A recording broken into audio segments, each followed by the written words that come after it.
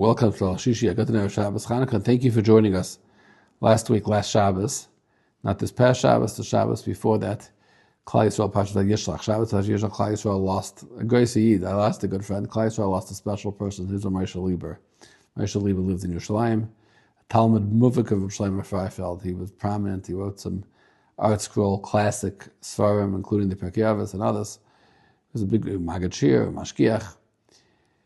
When many years ago I had this chus to write a book of Shlomo Freifeld, he helped me a lot. He really took me by the hand and he mentored me through the whole book. As a Talmud of Shlomo and a writer, he was able to really guide me on how to do it and how to tell that story. And his ayin tov and his imprint were everywhere. And I'm makatayv to him.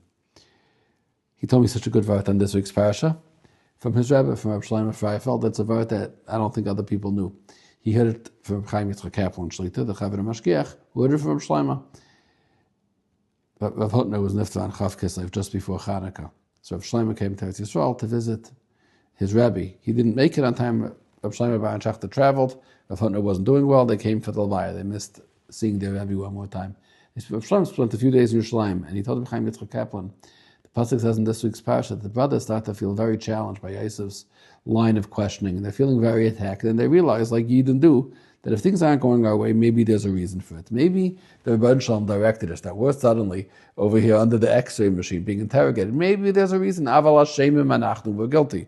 Because when our brother cried out to us, we sold Yosef, and he cried out to us, v'loi b'eschanu eleinu, and v'loi shabanu et chinasa, we didn't listen to him. Al kain ba eleinu etzarazais. You know why we're suffering? Because we were deaf to our brother's pleas.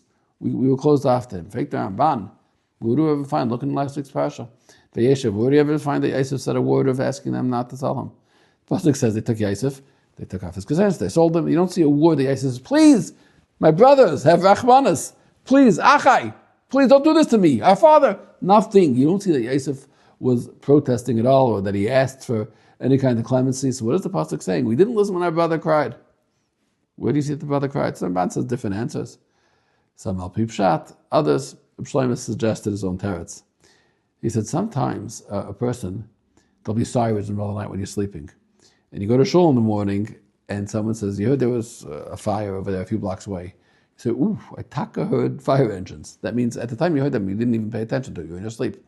But once you hear something, then you say, oh, I heard the fire engines, right? It wasn't that important to me. A mother will never say, ooh, I think I maybe heard the baby crying in the middle of the night. Because she goes to sleep thinking maybe the baby's going to wake up and I want to be able to hear it.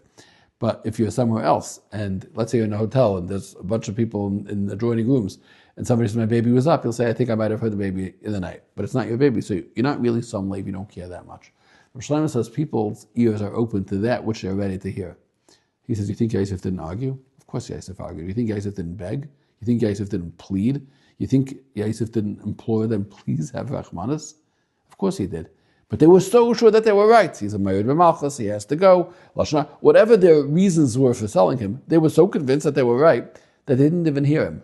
But now, Dr. Shlomo, for the first time, they were able to think, hey, maybe we weren't so sure. Maybe we weren't so betzedek. Maybe we weren't so perfectly just in our thinking as we once thought. Hey, he was screaming. Hey, he was asking. He was pleading. Now the Ersh heard it. So the pasuk didn't say it there. It says it now, because now is when they first heard the cry of their brothers. That's what Rosh Shlomo said. It's a word I heard from Moshe Lieber.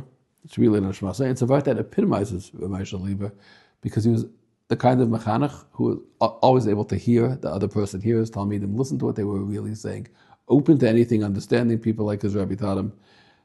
Shabbos, Afer Lech Chanukah.